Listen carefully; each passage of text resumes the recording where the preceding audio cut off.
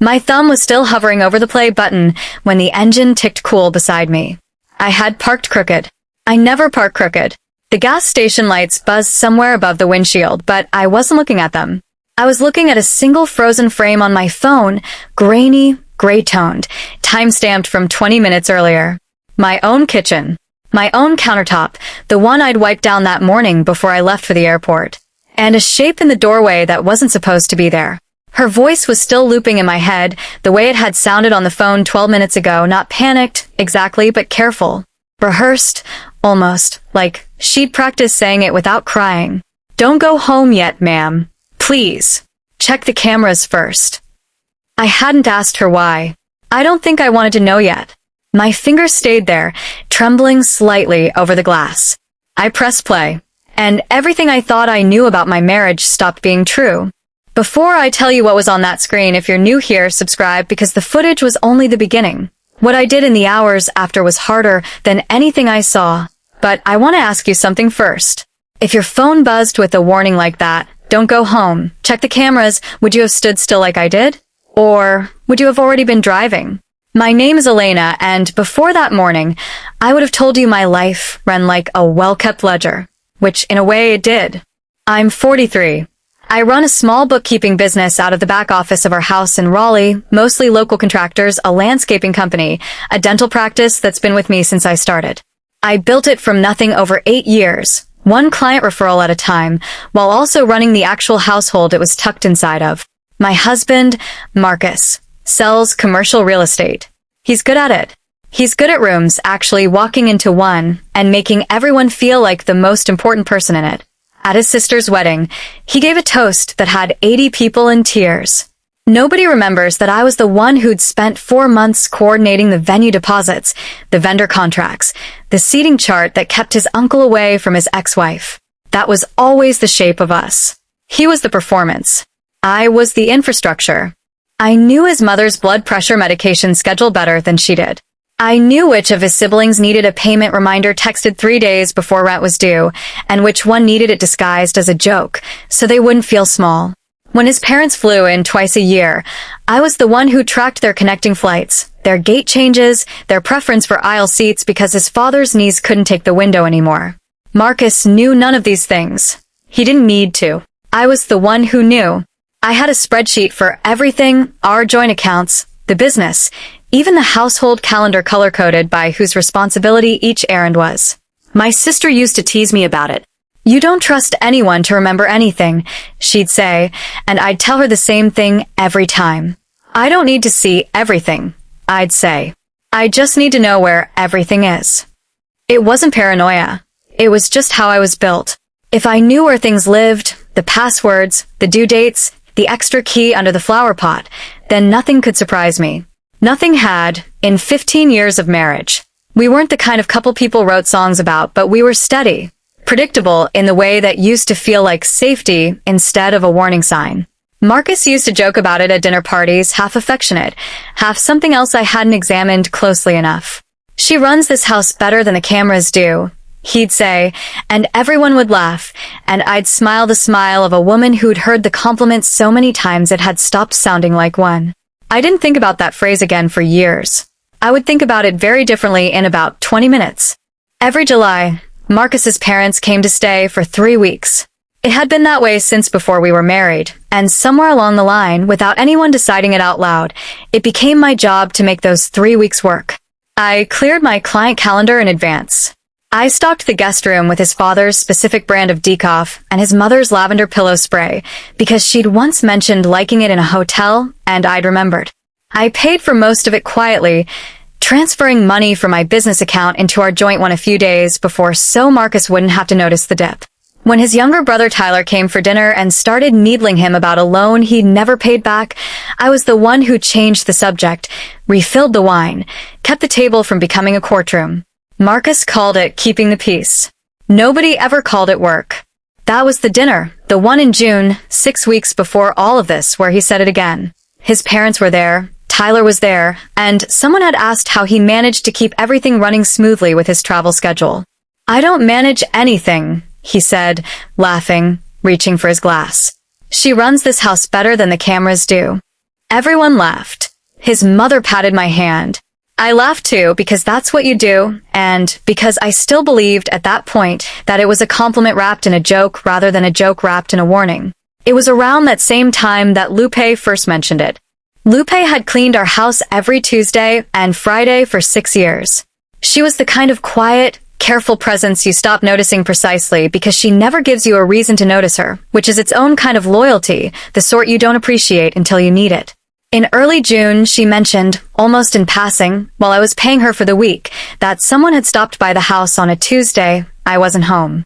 A delivery, I said, not really listening, sorting through cash. Probably the dry cleaner. They've been dropping off early lately. She nodded and didn't push it. 2 weeks later, she mentioned it again, differently this time. Not someone stopped by, but someone was here for a while. I remember the way she said it, the small pause before, a while, like she was choosing the word carefully. I still didn't ask who. I had a client deadline that week, my mother-in-law's flight to confirm, a business dinner Marcus needed me to plan. I filed it away the way I filed everything, noted, not urgent, revisit later. I didn't know yet that later was going to arrive in the front seat of my car outside a gas station, 20 minutes after dropping his parents at the airport. This July's visit was supposed to be shorter than usual, 9 days instead of 3 weeks, timed around Marcus's parents' 40th anniversary, which we'd celebrated with a dinner at the country club 2 nights before. His mother had cried a little during the toast. His father had held her hand the whole night like they were still 26. I remember thinking, watching them, that this was the version of marriage I'd signed up for. 2 people who still reach for each other after 4 decades. On the morning of their flight, I had already mapped the route in my head before anyone asked me to. 90 minutes to the airport with traffic, 90 back. I'd blocked the whole morning off on my calendar the night before, the way I blocked off everything that mattered to someone else. Marcus found me loading their suitcases into the trunk. I've got that call with the Ashford group at 10, he said, already half apologetic, already reaching for his phone like the conversation was over before it started. I really can't move it. Can you take them? I didn't ask why a phone call couldn't happen from a parking garage while he waited for his own parents to board a plane. I didn't ask why, in 15 years, it had never once occurred to him that a morning like this might be the one thing he moved things for. Of course, I said. Go take your call. His mother hugged me twice at the curb. His father squeezed my hand and told me, the way he always did, that I was too good for his son, the kind of joke that isn't really a joke. I told them to text when they landed, the way I always did, and I watched them disappear through the sliding doors before I got back in the car. 3 hours. That's what I was giving up that morning. 3 hours I didn't know I was also handing over, along with an empty house and a schedule Marcus knew better than anyone, because I was the one who'd told him about it. Small things had been odd that morning. I hadn't let myself line them up yet. Marcus's phone had buzzed twice while we were loading the car, face up on the kitchen counter, and both times I'd caught a name on the screen. Not a name, actually. 2 initials. RM. I didn't recognize them, but Marcus worked with dozens of brokers and clients, and I told myself a business contact doesn't need a full name in someone else's phone to be innocent. Before I left, he'd kissed my cheek and said, "Take your time coming back. No rush. I'll probably be on calls most of the morning anyway." It was a small thing. A generous thing, even. Except that Marcus was not, historically, a man who told me to take my time. He was a man who texted, "You almost home?" if I ran 15 minutes late from the grocery store. I noticed the sentence. I let it go, and the house that morning had been clean in a way that wasn't quite our house's normal clean. Lupe didn't come on Saturdays. But the throw pillows on the couch had been fluffed and repositioned, the kind of stage neat you see in a real estate listing, not the kind that happens organically in a home where 2 adults actually live. I remember thinking, vaguely, that Marcus must have straightened up before his parents left, which would have been unusual for him, but not impossible. People change. People surprise you. I believed that morning, in the ordinary, forgiving way you believe things about someone you've trusted for 15 years. I turned each of these over in my mind on the drive back, the way you turn over a coin without really examining either side, and by the time I pulled into the gas station off exit 11 just to grab a coffee, just to stretch my legs before the last 20 minutes home, I had talked myself out of all 3. That's when my phone rang. Lupe's name on the screen. Not a text. A call, which she never did unless something was wrong. I answered it standing beside the car.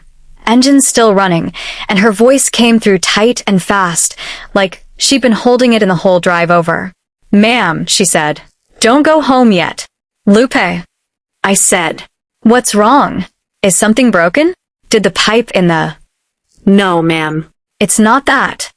Her voice had a careful flatness to it, the sound of someone choosing each word before she let it out. "I'm not at the house right now. I left early. I need you to check the cameras before you drive any further." "Check the cameras for what?" I asked, and I heard my own voice come out steadier than I felt, which was strange, because some part of me, some old, animal part that hadn't caught up to my mouth yet, already knew this wasn't about a broken pipe or a delivery left on the porch. "Please," she said, "just look. I don't want to be the one who tells you. You should see it yourself." There was something in the way she said it, not cruelty, not gossip, something closer to grief, that made me stop asking questions. "Okay," I said. "Okay, I'm pulling over now." I steered into the gas station off exit 11, the same one I'd have passed anyway, and put the car in park with my hand not quite as steady as I wanted it to be. Lupe stayed on the line, quiet, breathing, the way you stay on the phone with someone you're worried might need you to. I opened the security app. It took 3 tries to unlock my own phone, my thumb sliding wrong against the screen. The kitchen camera loaded first, the one mounted above the cabinets, angled down over the island, installed 2 years ago after a string of porch package thefts in our neighborhood. I'd set it up myself. I knew exactly what it usually showed. Me making coffee, Marcus grabbing his keys, Lupe wiping down counters on Tuesday and Friday mornings.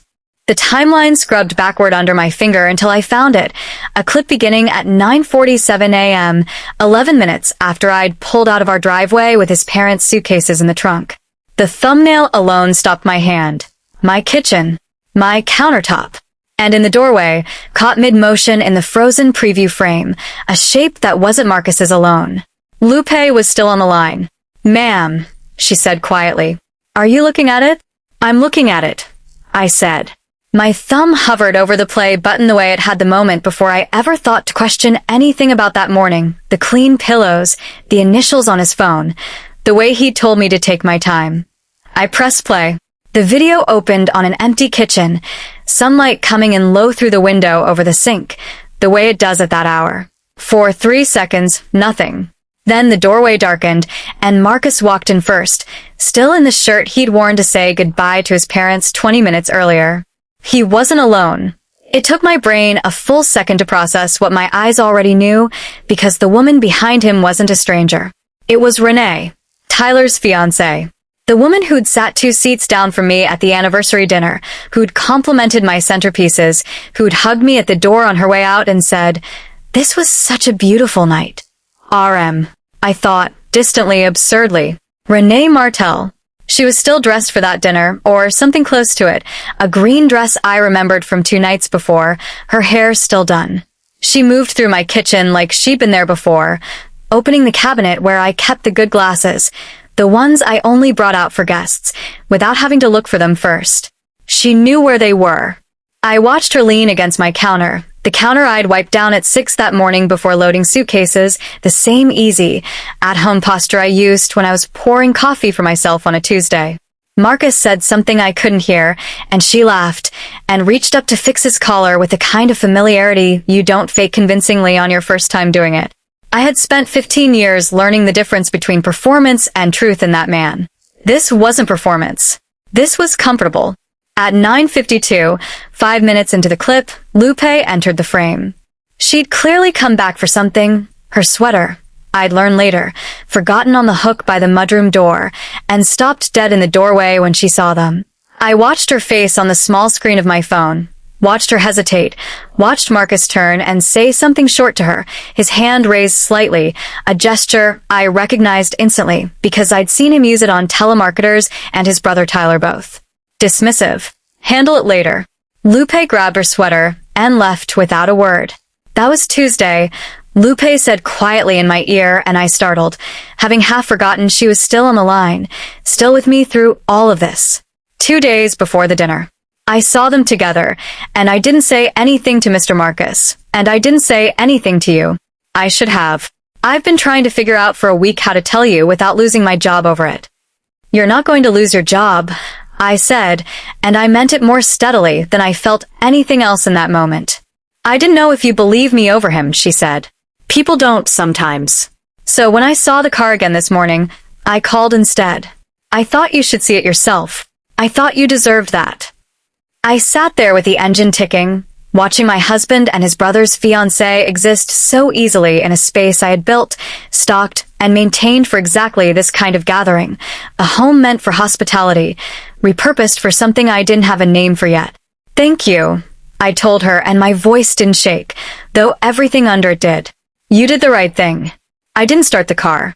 Every instinct in my body wanted to drive straight home, to walk into that kitchen and demand an explanation with my keys still in my hand.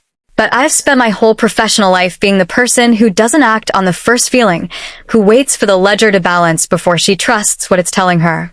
So instead, I opened the cloud storage account tied to the security system, the one I'd set up myself 2 years ago, the one Marcus had never once logged into because he didn't know the password and had never asked for it.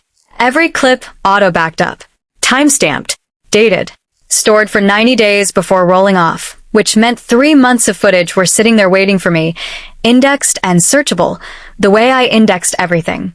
I typed Renee's face into nothing. There was no facial search, just dates, so instead I searched by pattern. Every day I'd driven his parents anywhere.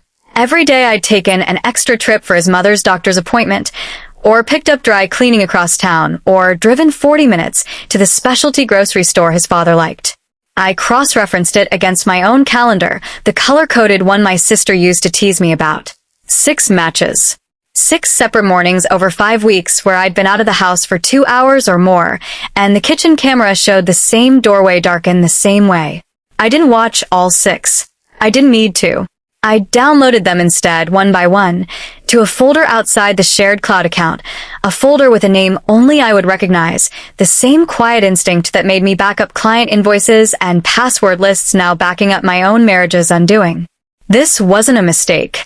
This wasn't one bad morning. This was a pattern, and I have never in my life had trouble recognizing a pattern once I had enough data points laid out in front of me.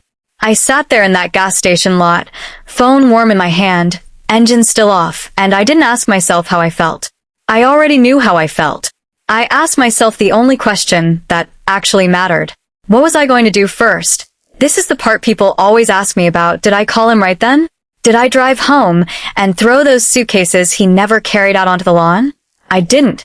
And if you're still with me, subscribe, because what I did instead surprised everyone who heard this story later, including, eventually, Marcus himself, who never once saw it coming until it had already happened. I drove to Diane's office instead. Diane Ferris had handled my business's contracts for 6 years, a family law attorney by training, though most of what she did for me involved vendor disputes and the occasional late-paying client. I'd never needed her for anything personal. I called her from the parking lot, and when she heard my voice, she cleared her 10:30. I sat across from her desk 40 minutes later with my laptop open, the way I would for any client meeting, and walked her through it the way I'd walk her through a set of misfiled invoices. The 6 clips, time-stamped. The calendar cross-reference. 3 months of joint bank statements I'd printed at a library on the way over, because some habits, knowing where things live, had apparently been preparing me for this my entire life without my permission. I want to understand something first, Diane said, watching me the way people watch you when they're waiting for the part where you fall apart. Are you asking me what your options are? Or are you telling me what you've already decided? Both, I said, but mostly the second one. I showed her the account I'd built the business around, the one funded entirely by client payments over 8 years, the one Marcus's name had been added to 3 years ago at his suggestion. For tax purposes, he'd said, and I hadn't thought twice about it, because I never thought twice about him. I showed her the joint account, 70% of which I could trace directly back to my invoicing, going back further than I'd ever bothered to calculate before that morning. I want a protective separation on the business accounts, I said. Today, if we can. And I want this footage and these statements documented and dated through your office, formally, before anything else happens. Not because I want a war. Because I don't want there to be any question later about what was true and what wasn't. Diane nodded slowly, already reaching for a legal pad. You understand this is the kind of thing most people do after the confrontation, not before it. I know, I said. I've spent 15 years being the person who knows where everything is. I'm not going to stop now just because what's missing is trust instead of a receipt. She almost smiled at that, the closest thing to warmth she'd shown all morning. I don't need to see everything, I told her, the way I'd said it 100 times before about spreadsheets, about passwords, about things far smaller than this. I just needed to know where everything was. For the first time, I understood that I finally did. By the time I turned my phone back on, there were 9 missed calls from Marcus and a text that just said, "Where are you? We need to talk." He'd gotten home around noon, expecting the house empty the way it had been an hour earlier, expecting me an hour or two behind him, the way I always was. Instead, he found a business card on the kitchen counter, Diane's, left deliberately, the same counter Renee had leaned against that morning, and a voicemail from Lupe's number that wasn't Lupe's voice at all, but a formal notice that a signed statement had been filed regarding events witnessed on the premises. He called me 11 times before I finally answered, sitting in my car outside my sister's house, where I intended to stay that night. "Elena, please, can we talk about this? Whatever you think you saw, we can talk about this."